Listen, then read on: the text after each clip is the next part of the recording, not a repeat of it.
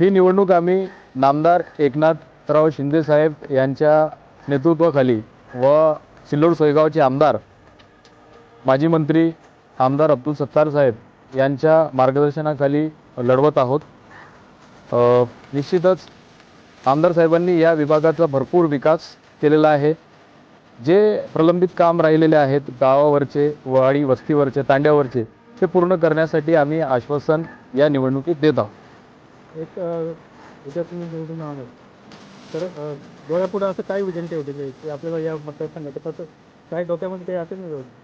हो, निश्चितच अंबईमध्ये आपण एक रुरल हेल्थ सेंटर उघडणार आहोत नॅशनल एज्युकेशन सोसायटी मार्फत व जिल्हा परिषदचे जी योजना आहेत 25-15 योजना असेल, 30-54 असेल, 50-54 योजना असेल, त्यामार्फत आपण रोड, रस्ते, पूल जे जे काही विकास काम रखडलेले आहे ते पूर्ण करण्याचा आमचा निर्धार आम्ही केलेला आहे। आपल्याला जवळपास फार मोठा राजकीय अनुभव आहे घरातला, याचा काही फायदा होईल का तुम्हाला?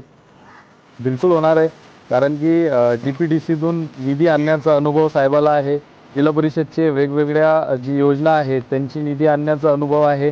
त्याच्यानंतर साहेब स्वतः ग्रामविकास मंत्री असताना आम्ही भरपूर कामे इथे केलेली आहे।